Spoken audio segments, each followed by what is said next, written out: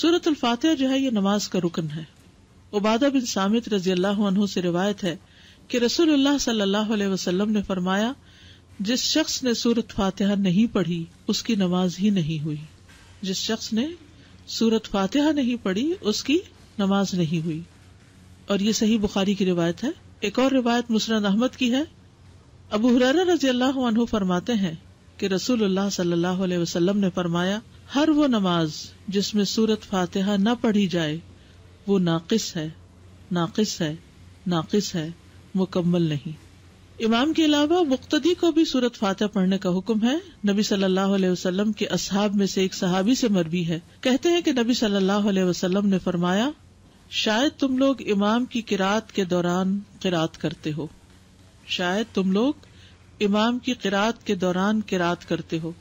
آپ نے 2 یا 3 مرتبہ یہ سوال دہرایا، یعنی جب امام پڑھتا تو لگتا تم بھی کچھ پڑھ رہے ہو. صحابہ نے عرض کیا یا رسول اللہ واقعی ہم ایسا کرتے ہیں. آپ صلی اللہ علیہ وسلم نے فرمایا پس ایسا نہ کیا کرو الا یہ کہ تم میں سے کوئی سورۃ فاتحہ پڑھے.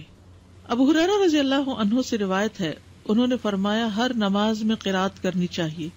پھر جن نمازوں میں رسول اللہ صلی اللہ علیہ وسلم نے ہمیں بآواز بلند سنایا ہم ان میں تمہیں بآواز بلند سناتے ہیں، اور جن میں آپ نے ہم سے قرات کو پوشیدہ رکھا ان میں ہم بھی تم سے پوشیدہ رکھتے ہیں.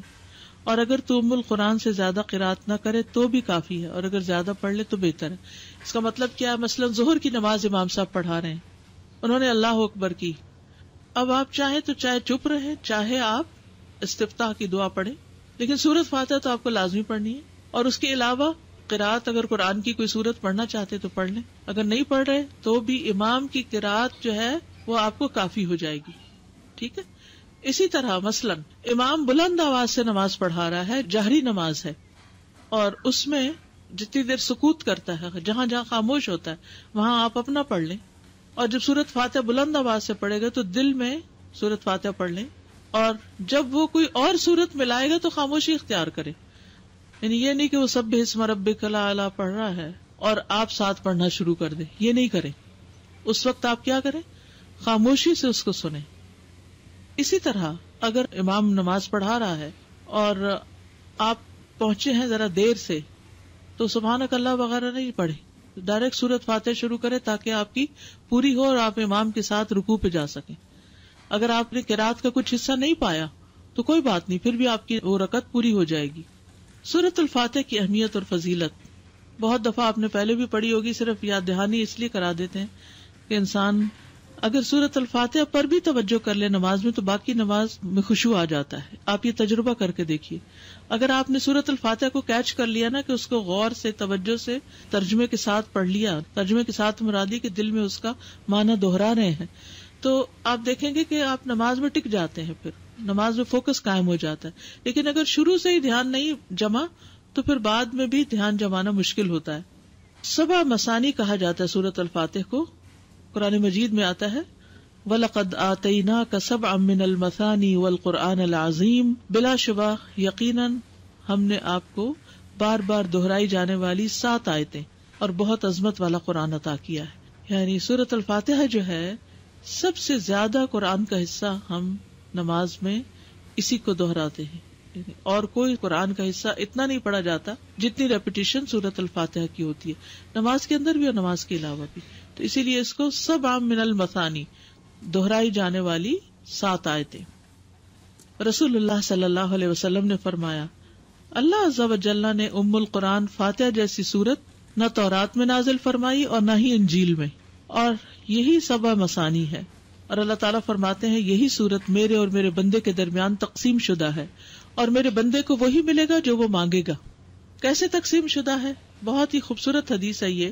ابو ہریرہ نبی صلی اللہ علیہ وسلم سے روایت کرتے ہیں کہ آپ نے فرمایا جس نے کوئی نماز پڑھی اور اس میں ام القرآن کی قرات نہ کی تو وہ ناقص ہے. 3 مرتبہ فرمایا، یعنی پوری ہی نہیں. ابو ہریرہ سے کہا گیا ہم امام کے پیچھے ہوتے ہیں.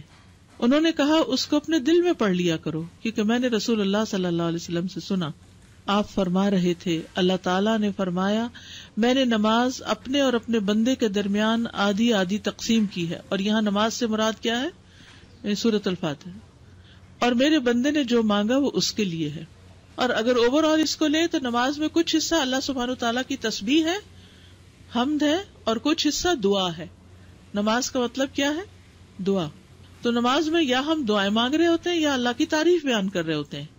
ٹھیک ہے. تو بندہ جب اللہ کی تعریف کر چکتا ہے اور پھر اپنے لیے دعا کرتا ہے تو دعا قبول ہو جاتی ہے. جب بندہ الحمدللہ رب العالمین کہتا ہے تو اللہ تعالیٰ فرماتا ہے میرے بندے نے میری تعریف کی. جب وہ الرحمن الرحیم کہتا ہے تو اللہ تعالیٰ فرماتا ہے میرے بندے نے میری ثنا بیان کی.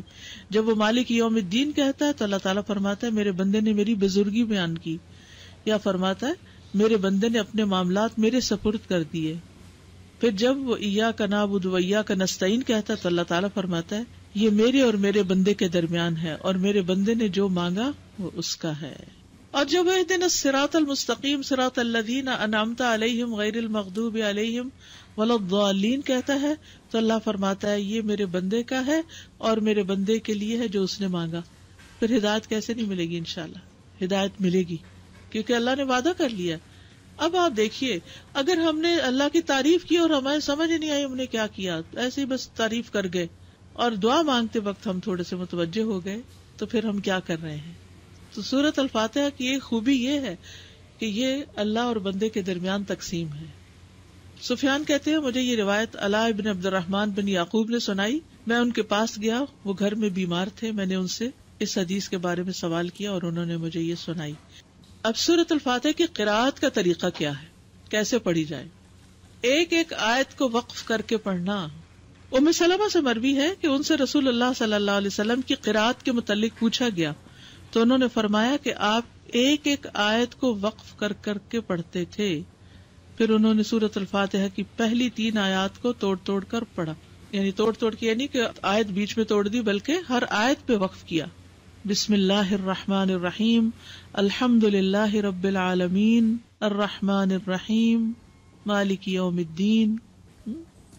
اور پھر کہتی ہیں کان یقطع قراءتہ آیتن آیتن کہ نبی صلی اللہ علیہ وسلم ایک ایک آیت کو وقف کر کے پڑھتے تھے.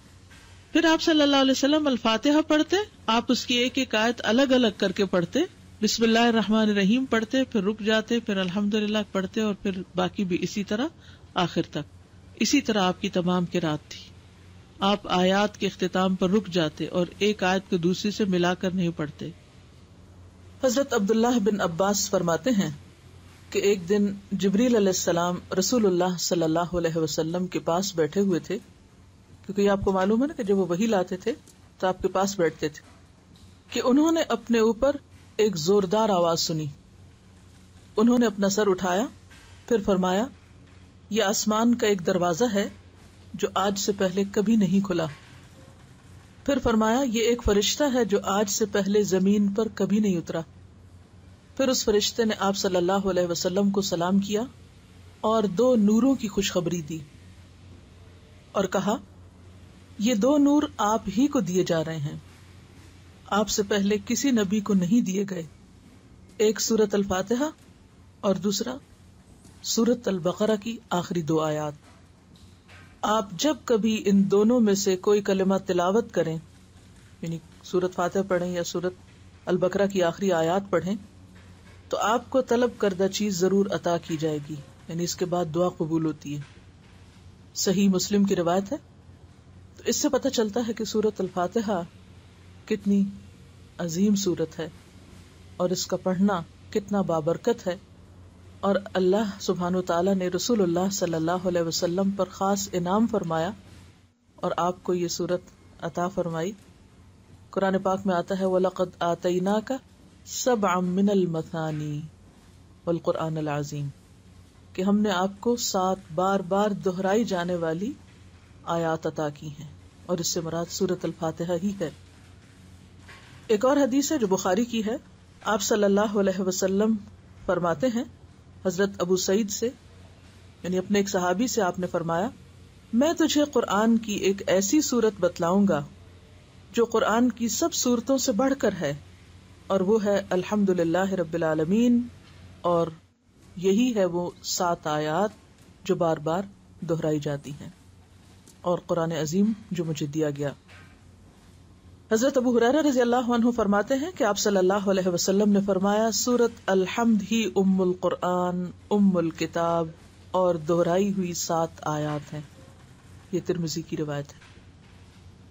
اس سورت کا نام الشفا بھی ہے اور الرقیہ بھی ہے، یعنی اس کے ذریعے دم بھی کیا جاتا ہے، شفا بھی حاصل ہوتی.